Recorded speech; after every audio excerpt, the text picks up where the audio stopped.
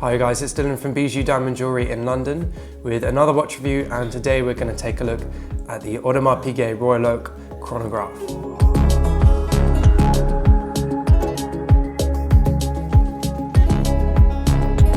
As with all my watch reviews, let's get back in time and look at where this watch originated. So we're going to go back to 1972, which is when the Royal Oak was first released. It was designed by Genta, and around that time Audemars Piguet wasn't doing so well. The sales were quite low, and that was due to the quartz movement or the quartz boom at that time. And not so many people were buying those high-end dress watches. People preferred actually either to buy a really cheap sports watch or just buying steel sports watches. Dress watches were a bit of a dying trade at that time. So Genta came in and designed a piece that was a sports watch but was finished to the same level as a dress watch, and in some cases even higher and finer. The challenge was that it was a steel watch, and no one had ever finished a steel watch to the level that Genta envisaged. He wanted to make sure the watch featured polish and brush accents, really incredible attention to detail, the same sort of perfection and crispness that you saw from a dress watch, and apply it to a steel sports watch. At that time, most of the steel sports watches like Rolexes, Daytonas, the Submariners, etc., and also Seamasters from Omega, they're all finished to a much lower level. They're very much utility sports watches. But Genta wanted to design a watch that you could wear for any occasion and it be perfect for any occasion. So he knew that it had to have dressy vibes to the sports watch, but also had to be casual enough that you could wear it on the weekend and wear it with shorts and a t-shirt. He actually designed the watch overnight and sketched it overnight, and then took around a year to actually develop it. And the watch design was based off a diver's helmet, an old-fashioned diver's helmet with the big screws exposed, the rubber gasket around the edge of the helmet exposed as well for waterproof or water tightness.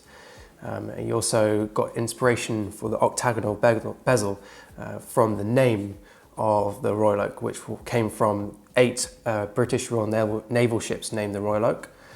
So there's all sorts of different accents on the watch and elements that he's gained inspiration from, but he knew it had to have a nautical theme to it. At the event where it was displayed and released to the world, it was made in white gold because they didn't have enough time to make it in steel, because steel was such a difficult metal because it's so hard to machine in that sort of way that Genta imagined for this watch or designed this watch, with those finer details, polished and brushed accents. And it wasn't possible to machine that case at that time. It was easier to do it in white gold and then later on do it in steel. And when it was first released, it wasn't particularly popular. It was incredibly expensive compared to other sports watches at that time. People didn't really or couldn't quantify or justify spending that sort of money on a sports watch. So it wasn't until around the first year or the first 1,000 sold that they really started to catch on and become popular. People really understood what Genta had done there, that it really was a watch perfect for every occasion.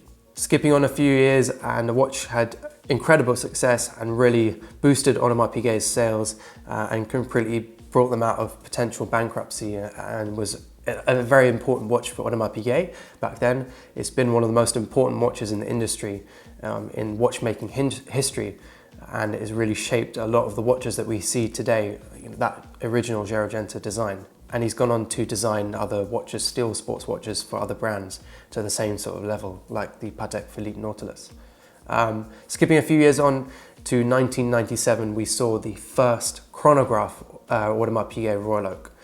Before then, the complications were much more so geared towards like a dressier style. So moon phases, perpetual calendars, etc., etc. Wasn't necessarily any sporty complications like a chronograph.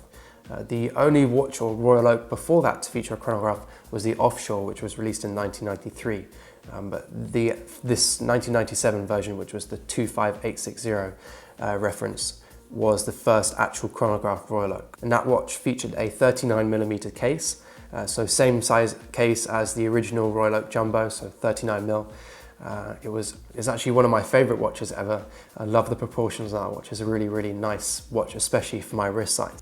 And then skipping another few years on, we saw the release of the 26300, which was just a slightly updated version, featured a different clasp, slightly different bracelet, slightly different dials as well, and yeah, a couple other changes to the watch. But the biggest change was the release of the 26320, which was in 2012. And that was a 41mm case size. And that was to catch up and go along with the other movement of increasing the size of the case. The Royal Oak has since jumped up and gone to 40mm, with this chronograph. And that was really to move with the trends of current times, which is bigger watches. People prefer bigger watches now, and the 39mm was just a little bit too small for most people. And then skipping another 5 years on to 2017, we saw the 20th anniversary of the Royal Oak chronograph, and Audemars Piguet released a special series of new overhauled Royal Oak chronograph watches featuring new dials, but those are our most recent iterations of the Royal Oak chronograph. And this model that we're looking at here today is the 26320 reference, which is the old reference, which was released in 2012. The newer reference, the 26331, is the current model. Okay, so that concludes the history of this Audemars Piguet Royal Oak chronograph. Let's have a look at some of the features on this watch. So starting with the clasp. The clasp, for me, this is the absolute best clasp in the whole industry. It's fantastic, it's incredibly solid, it's really comfortable as well. It's double deployant clasp, so it's really solid on the wrist, it's not going anywhere, it's not going to accidentally spring open. And the fact it's double, you have to press both triggers at the same time to release the clasp, which makes it much more solid and less likely to ping open than if it was a single deployant. It's also incredibly low profile, which makes the bracelet and the whole design of the watch flow much more smoothly rather than being broken up with a clasp. It means it also doesn't protrude out from the wrist very much as well. It's very flat, which is really nice and perfect for making sure your watch doesn't dink too easily, because big protruding clasps like we looked at on the Submariner a few months ago, that dinks really easily because it sticks out so much from your wrist, whereas you shouldn't really have that problem on this watch. It's got a really nice AP brush logo in the center of the clasp, and that kind of is the edge, the furthest edge of the clasp as it folds over. Really nice finished clasp, best in the industry, incredibly solid, beautifully engineered, but hands down for me the best clasp in the industry. Now moving on to the bracelet. We have, again, as I always say in my reviews, this Audemars Piguet Royal Oak bracelet is by far the best bracelet in the industry. It features such incredible finishing. We've got these like mini links on plots between each of the links, and each edge is polished. The edges are beveled. We've got brushed top finishing. It's just finished to the highest level possible. And I wouldn't say it's just a watch with this bracelet. I'd say it's actually more like jewelry. The finishing is just so incredible and such high level of finishing that I don't think it's fair to just call this a sports watch. This is far more than that. The bracelet is also extremely comfortable as well. Because the links are quite small and narrow, it means that it conforms to your wrist much better than some other watches do. It also means that sizing is a little bit more precise versus other watches. They also round out the edges between each link, which means it shouldn't pinch hairs. We have a couple clients that do find this one does pinch hairs sometimes, but it is a really nice, comfortable bracelet nonetheless. I love the fact that this is really nicely tapered on this bracelet, and the amazing design and finish is carried throughout every single link, no matter its size. Moving now onto the case, we have these two big plots at the top of the case to join the case to the bracelet. Iconic Audemars Piguet look with that, and it looks really cool when you apply a strap to this watch, because those obviously become emphasized, the really important detail on that watch. The case is incredibly angular, as is the bracelet, and those polished edges and beveled edges are continued up from the bracelet onto the case in just such an incredible manner. It's a beautiful, beautiful design, and I don't think you can get also a better case than this. It's one of the most beautiful cases in the industry. Okay, so moving on to the crown and pushers, we have polished end caps to the hexagonal screw down pushers and also a screw down crown. A really nice finish. We've got the contrast of the polished ends with the brushed edge, the brushed inner parts to the screw down parts to the pushers for the chronograph. Around the crown as well, we have these, on the crown guards that is, we have these amazing little beveled edges, polished edges.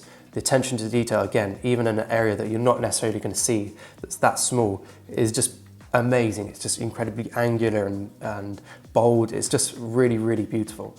And looking at the rest of the case, we have quite a large case size here. Even though this watch is 41mm, it wears much more larger than that in my opinion, more like a 43mm watch.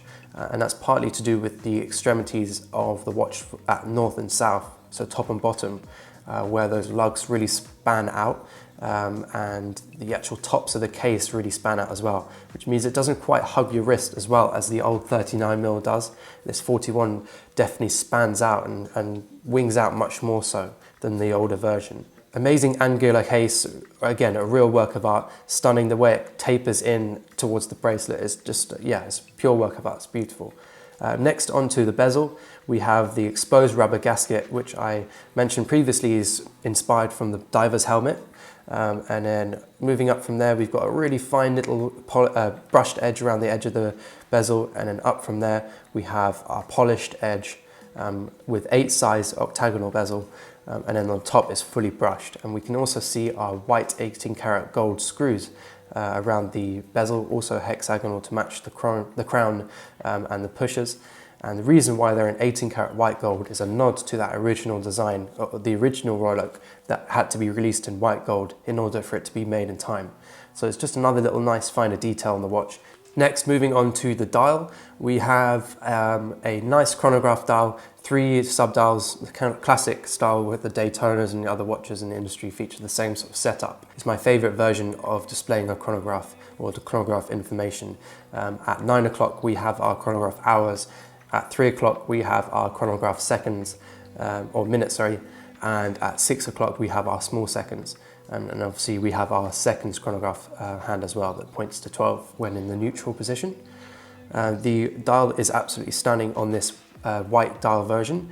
It's got a mega depreciatory dial, which is incredible. Still, Audemars Piguet still uses the same old-fashioned machine from several years ago to machine this dial. It's a real old school technique, and the machine produces a really beautiful result. I love these dials, the mega depreciatory. Again, the detail, you see the finer little smaller swirls that they have within that dial where it's etched out that dial. It's just incredible.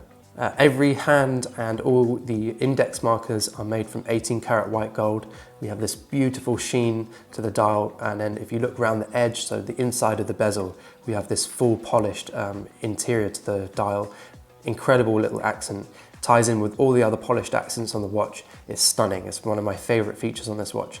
That really is, for me, just again, the attention to detail is on the level with Patek Philippe. It's just really, really pretty. Everything's thought about, just elegant design, but at the same time with masculine edges to it and, you know, bolder edges to the watch. A great feature about this watch is it has a date function as well as being just a chronograph. A few of the other watches in the industry obviously are only chronographs, but this is a really useful feature. This variation of the 26320 or even just the Royal Oak chronograph is one of my favorite variations. This white dial is, in my opinion, better than the black dial, but I much prefer this white dial and the older 26320 variation versus the newer 26331 variation. I like the 26331, the new one, but it's a bit more sporty. There's sportier writing on the dial. There's kind of contrasting sub-dials and a new kind of color scheme going on, and I don't like it as much as the older clean watches.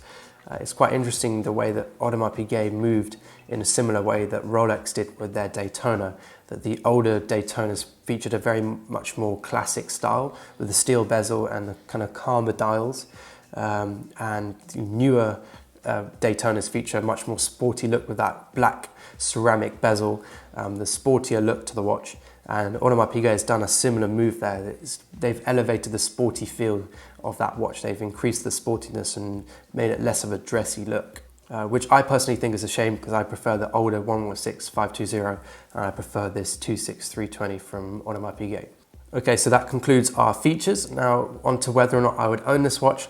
100% I wouldn't probably own this variation, the 41mm, purely because it's just a little bit too big for my wrist. If you look on screen now, you'll probably see my wrist shots, and some would say this is actually quite a good fit for me, but for me personally, I prefer wearing much smaller watches.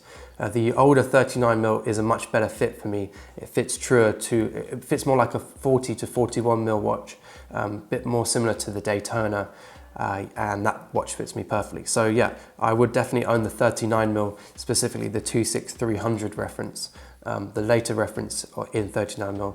I love the panda dial on that watch, but all of those dials are pretty cool. I love the white dial on that watch as well. But for people who have bigger wrists or don't mind wearing bigger watches, then this watch is a great option. All our clients that own this watch absolutely love this watch. They wear it every single day. Usually they come from a Daytona or something like that to this watch, and they just want something a little bit more special, a little bit more unique, and not quite as common, or just something a little bit more rare, something you're not going to see quite as often as you will a Daytona. And they also appreciate, obviously, the finer finishing on this watch versus a Daytona or some other watches. So yeah, it's a great option for people who want to wear it every day because it's steel. It's also smarter in a way than lots of other watches. It's just a really special piece. The bracelet is incredible on this watch, the way it twinkles in the light. It's pure work of art. It's absolutely magical. The whole watch in general is magical. And I'm a huge Royal Oak fan, if you don't know that already from my other videos that I've mentioned, the Audemars Piguet Royal Oak. It's one of my favorite watches in the industry, and I think it's one of the most important watches ever created as well. Thanks guys for watching. Let us know in the comments if you'd own this Audemars Piguet Royal Oak.